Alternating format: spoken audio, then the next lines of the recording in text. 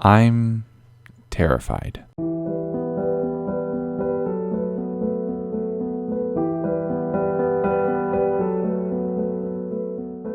Over the past year, we've shared a story together, exploring through a world and adventuring with a single mandate. Survive as long as you can with one single life. Never allow yourself to die, for if you do, the world will be gone. It's said that those things that are real are the ones that are irreplaceable. And my hardcore world is, or more precisely, was real to me. So, continuing for the final time in this chapter of my story, this is how I died in hardcore Minecraft. Riding off the high of 300 days doing well, I immediately took to live streaming from my hardcore world, figuring I would share the adventure as we went, as well as the story at the end. I started by giving everybody a tour around the village, someplace that they had seen before in videos, but never just walking around. Stopped by the horses' graves to pay our respects, and then did a little bit of bamboo ASMR to make everybody feel happy. The first day back was basically just that, a tour and a welcome and an introduction. This was, at the time, the best stream I had ever had over on Twitch, so I was riding high from the engagement and everybody being here and talking with me. It was great. The next day though, it was time to get to work. A few people, myself included, thought that Manny's prices were just a little bit too high, so it was time to make a facility to allow us to run some experiments in order to encourage a much more favorable market rate. As I was about halfway through the construction, I ran back to my base for resources, and a very dripped out golden zombie was just hanging out by my bed. This one would become to known as Dave, and with multiple enchanted pieces of armor and the ability to pick up items, Dave was never going to despawn.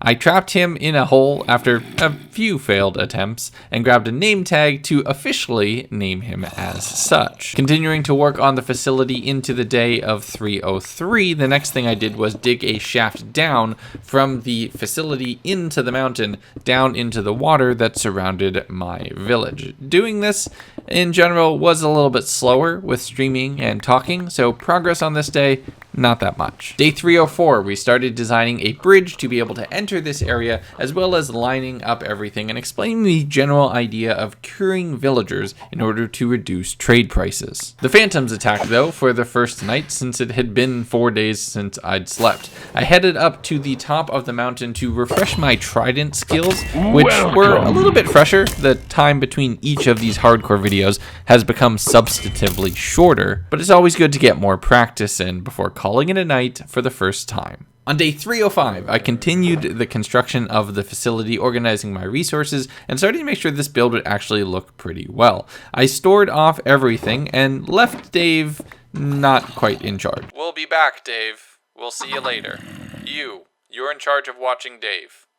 Your name is Billy now. Flying over the village, I popped through the nether and headed over to the Guardian farm, which is why I was upping my trident skills. I'm out of dark prismarine resources, so I'm gonna have to do some Guardian farming to get a few more crystals. Now, I don't have a full farm set up, so just swimming around the monument and attacking Guardians is my go-to. Chat, however, was quick to remind me that I was wearing my elytra still despite being underwater, and I should really switch for a chest plate. Instead of doing that though, I headed over to the desert village to start construction on another project. Day 306, I wanted to continue the conversion of this village from a plain vanilla sandstone town into the terracotta stacked hallways of Agrabah that I really wanted. We did some quick tests on the pathfinding of villagers to make sure that they could climb stairs to the upper level of houses, and they definitely could. I'm going to be able to encase some in areas that don't actually access the ground, so that I'll have multiple tiers of villagers throughout this town. Or at least I thought I would. We were building in this town, setting up the walkways, pathways, houses on top of houses throughout most of the day. When an iron golem accidentally spawned in the wall, that was strange. I didn't think they could do that. As evening started to close, we laid down terracotta foundations to really plan out the rest of the city. And did a little bit more trident farming for fun. The next day, it was fleshing out those constructions, adding in the wood floors, the wood walkways between everything, and really exhausting all of our terracotta reserves. As I was bouncing around here and continued talking, it was interesting and a different dynamic of working on the hardcore village while people were watching, as opposed to just normally working on this while I had on a podcast or something. Very different mental space. Day 308, though, I was out of terracotta, so I portaled back to the main base, refilled the super smelter, and then headed over to the mesa biome to re-up on all my terracotta supplies. I spent all of day 308 just mining and grinding away while talking with the community, up into the point where a couple phantoms even attacked me again. Forgot to sleep. Up into the morning of day 309 where that mining continued, filling a full shulker box with most of the terracotta resources that I think would be enough to get phase 1 of the village project complete. Grabbing all of the different colors, I figured instead of portaling back, let's take the long way, and I found a few other abandoned portals, as well as some amazing terrain that had generated for future bases or builds, and a spruce village where I continued my couch surfing adventures. The next morning, I protected the village from a few skeletons that were still burning, and then tried to tame a fox, but it once again ate my food and then ran away as fast as it could. I flew back towards the base, landed in at the village, re-upped on all of my rockets, and checked in on Dave and Billy. I wanted to get Dave fully kitted out, so I sent him an enchanted pair of pants through his feeding hole, as well as looked through all of the armor I had collected from end raiding for a potential chestplate candidate. Since I've gotten my elytra, I have literally never taken it off, but some of the things we've done are a little bit more dangerous, so that extra armor resources would definitely be good. I grabbed all of the gold blocks I had and continued constructing the beacon, swimming underneath to finish the bottom layer, and vowed with chat that Dave would look fly and the beacon would be done before the end of this video. The next day, in real life, and also in Minecraft, day 311, I was brewing up some fire resistance potions because we're going to go to the Nether. I had a very specific mission in mind for this stream. That beacon needed to be done. Alright everybody, we are going gold farming. That is our mission for today. We're running around and we're grabbing all the gold ore we can find, and we're going to look around and see if we can find any bastions with gold blocks, and if we do, we're stealing their gold. As I was flying around with my elytra, once again streaming with the chat, I saw a message that initially concerned me, warning me that bastions would be extremely dangerous if I happened to be using Optifine, which I was, to get the beautiful zooms in on my face for all of the intros and outros, as well as some dynamic lighting. Passing that aside though, I continued soaring through the clouds and looking at all of the different bastions. The Brutes were the latest addition, and some bastions that I have even visited before were far more dangerous, as those creatures would be aggressive regardless of whether or not I was wearing gold. So it becomes this risk or reward on what your loadout actually looks like. Oh, there's some Brutes in there. That scares me a little. I have definitely not been here. It happened to me in hardcore. Ooh, oh, okay. We're gonna go for it. However, I was full risk on day 312 as I flew in and nabbed several gold blocks directly from a bastion. Between that and the gold ore that I was finding, it was definitely looking like the beacon was going to get done this stream, potentially by the end of this Minecraft day. But as I always seem to do flying around, I got a little bit lost and turned around, visiting multiple landmarks, but not finding my way back home. At one point, I did wedge myself in a crimson tree and had a little bit of fun. The mood and the general tone of everything we were doing that day was pretty chill. As the day rolled over to day 313, I was collecting more gold and I thought I had basically had enough. I found a new nether fortress with multiple intersections extremely close together.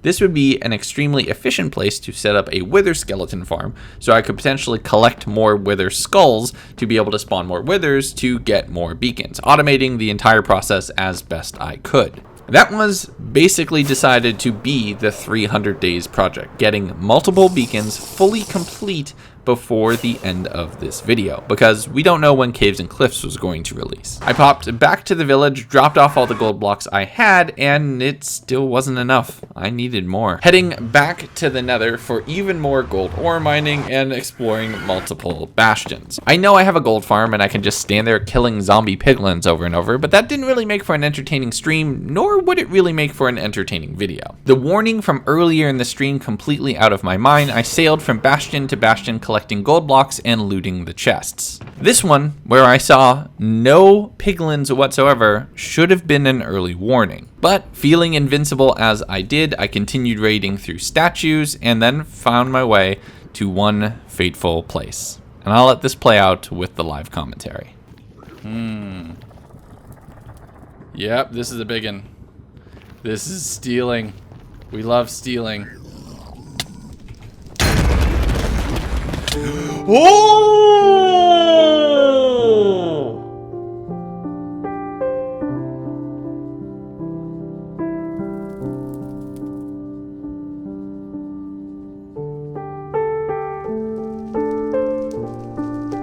No! And just like that, in an instant, my world was gone. Live in front of the entire world. We took some time to grieve, immediately made sure that Grunts would have a friend in the world, and set up all of our gear on a little pedestal for anyone who would make it this far in their own adventure in this world, following on in my footsteps in what I left behind. We talked for a while about what to do next. What would be the next step? And in all honesty, in the words of Filza, who's a pretty big inspiration of mine, we go again.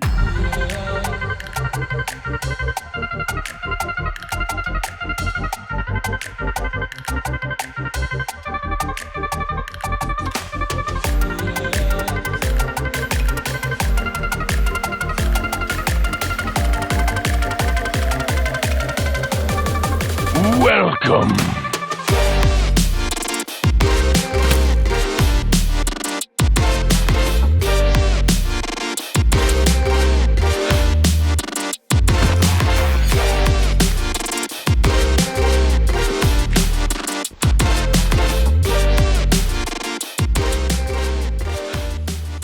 A new world ahead of me. I had gone from a large complex, entirely safe, built into a mountain, a village in front of me, iron golems defending me, to a single wooden shack on a hill in the middle of a jungle. The poetry of Minecraft, though, is that every story starts somewhat the same, and it's what you do as you progress that makes things different. I started working on a mine shaft down to the lowest level. We're trying to kind of speed run diamonds for this one, just to make it interesting.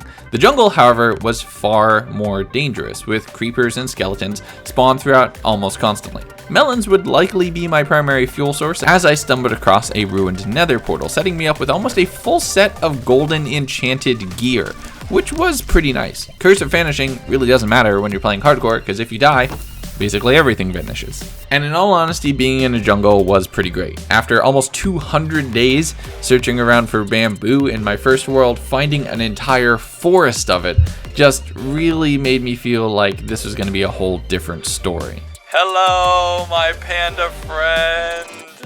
Hello.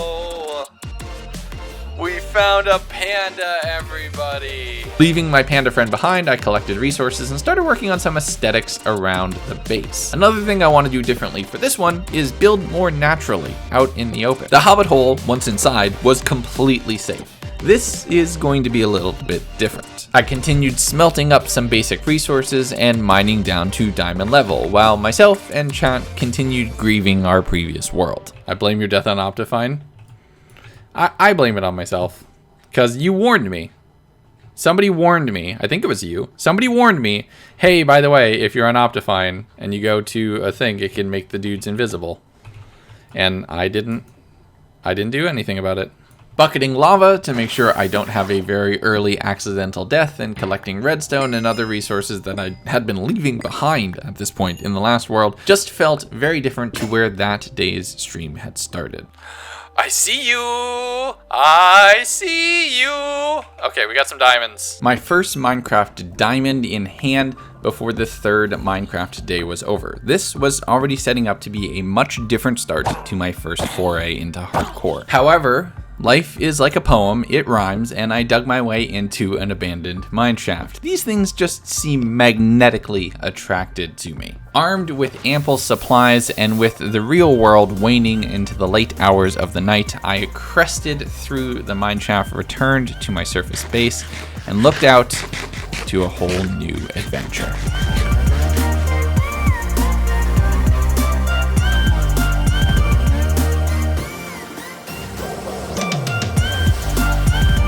I hope you all enjoyed this video. As you can see, we've been pretty busy continuing our adventures in the jungle and live on Twitch. You're going to be seeing some of those videos very, very soon, and I'm going to be honest, we have so many new projects ahead of us. This is the start to a new chapter, even though the 100 Days series is pretty much coming to an end. If you enjoyed those, you are hopefully going to enjoy the new stories we're going to tell because, well, you're going to get them a heck of a lot more often, probably about one a month at least. Also, make sure to go check out MCX SMP videos, which are releasing almost weekly.